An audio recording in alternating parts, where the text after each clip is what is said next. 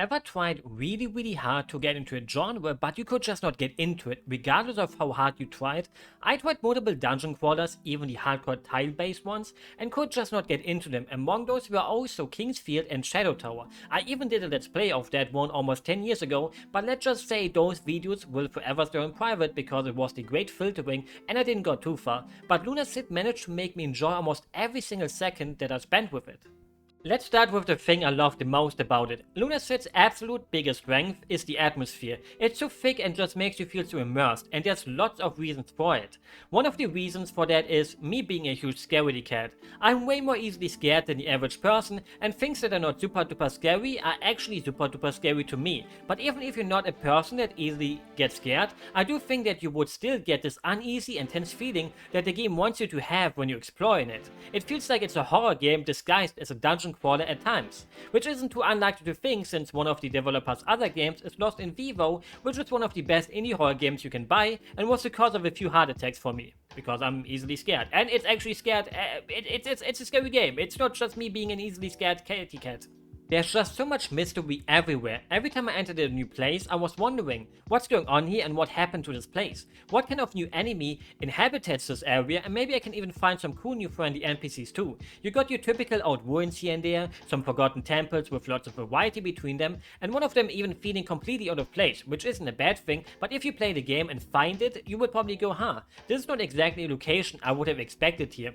A cute forest with cute animals, a huge castle, a sea full of blood that you can luckily walk through without any problems, which makes it actually fun to explore unlike in some other games, and so much more.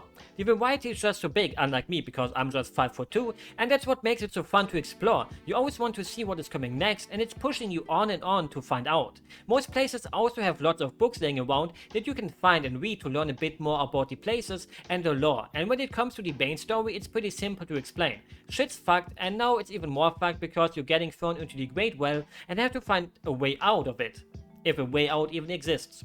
Pretty simple, right?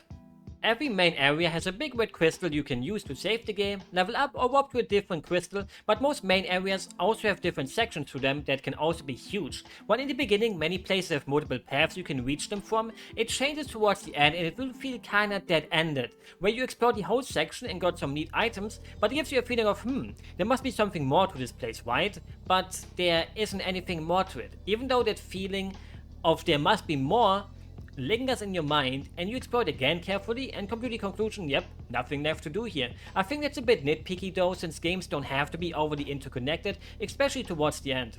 And then there's also the hub of the game, Wings West, where you can talk to a cool skeleton that tells you cool stories, try to craft something with alchemy, which I haven't really used at all, buy some stuff, upgrade your weapons, or just enjoy its nice comfiness since nobody can hurt you here and everyone is just so nice to you. Yay! It has a few simple passing aspects, like your standard hidden walls you can find, and which I want to talk about a bit later again, but there's also quest lines which are mostly simple, like finding lost items for the NPCs and bringing them back, but there are also puzzles and mysteries that will make you feel like you're a total dummy, because some of them are almost impossible to figure out by yourself, which gives it this great old school feeling of wanting to find out the solution by sheer will and trying your hardest to come up with solutions without wanting to look it up online. You want to exchange your findings with your friends and talk with them about it, if your friends also got the game, which they should. Chill it to them right now and tell them to look up nothing about it so you can have some good old school discussion about it, like telling them happily that you just found a hidden wall that leads to a cool new weapon or another big secret, yay. If you feel evil, you can even lie to them about some secret you just made up for the true classic experience of talking about video games with your friends when hanging out at school and them getting all excited to try it out, just so they can come to school the next day to insult you for being an ass and lying to them because in the end, Mew was not under that truck. I wasted hours trying to find Bigfoot together with a friend in GTA San Andreas in its scuffed multiplayer mode on the good old PlayStation 2. I'm not even that old yet, I sound like a boomer.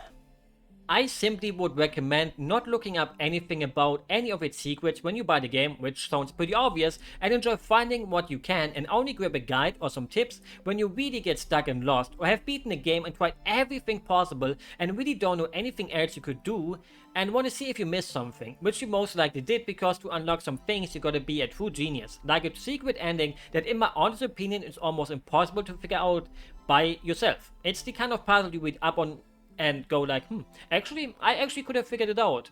This actually sounds like it makes a lot of sense now, and I should have been smart enough to find it out.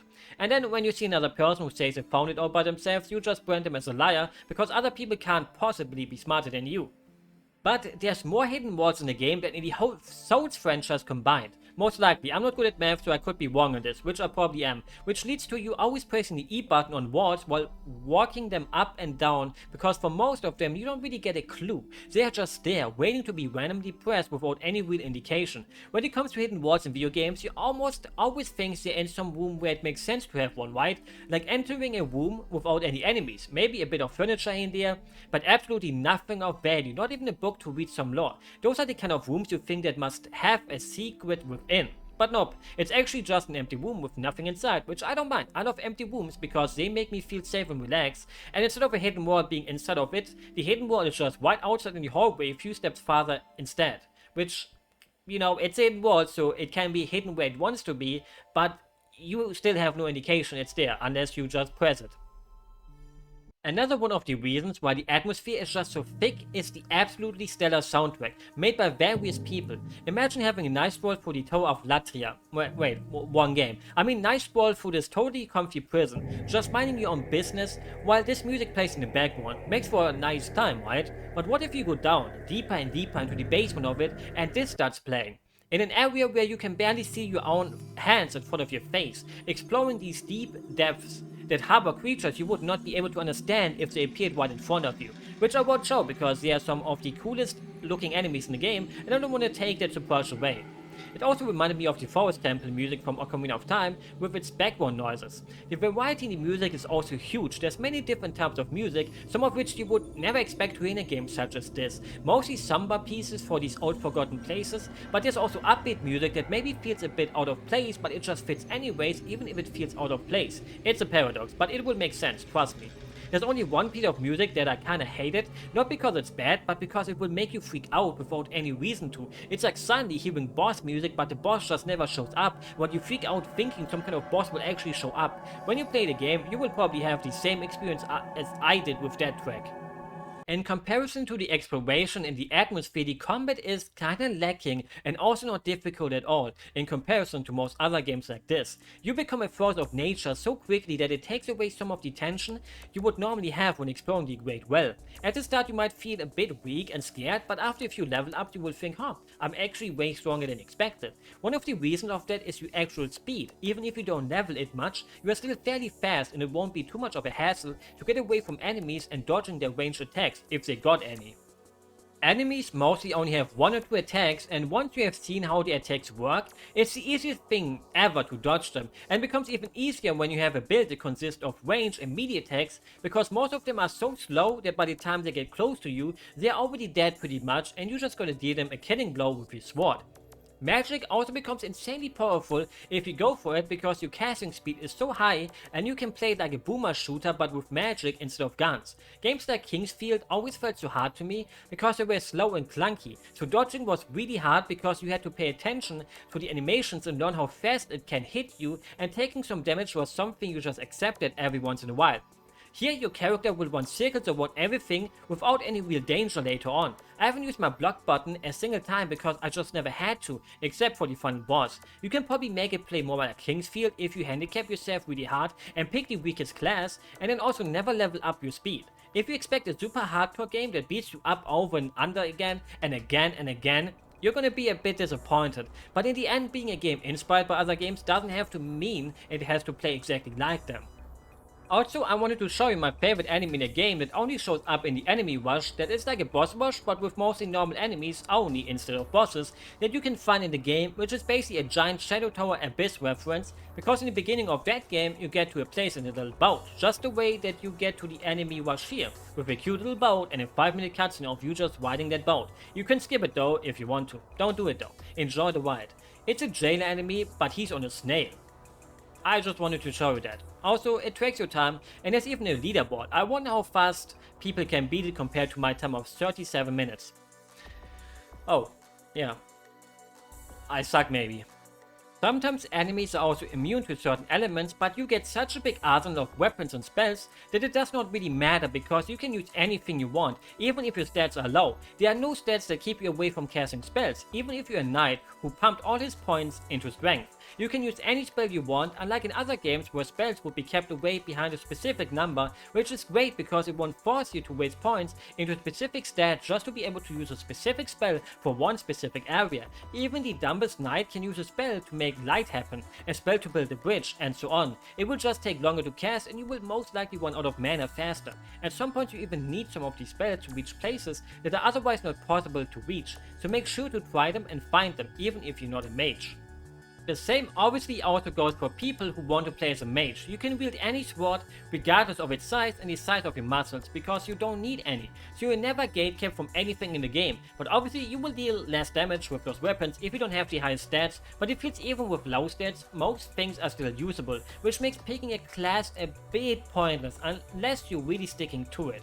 I started as a simple thief, but never really played like a thief and just used swords instead of daggers and just went a total mishmash build because nothing is stopping you from doing so, since getting levels is easy and no skill point will feel like a waste. In the character creation you can even use a custom portrait, which is pretty neat even though you never see it, except for when you save the game and go into the menu pretty much. Also, you can cut off the limbs of enemies, which is a cool detail because, for example, if you behead the jailers, they can't use their attack anymore where they suck out your blood, so they become even weaker. Almost every enemy has a weakness like that, so make sure to try to cut off some of their limbs, which sounds kinda mean, but they try to kill you first, so it's fine to be mean to them.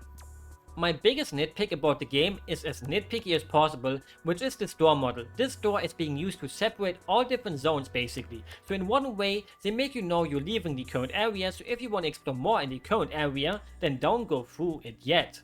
But it feels just a bit cheap to have the same door in every single zone almost.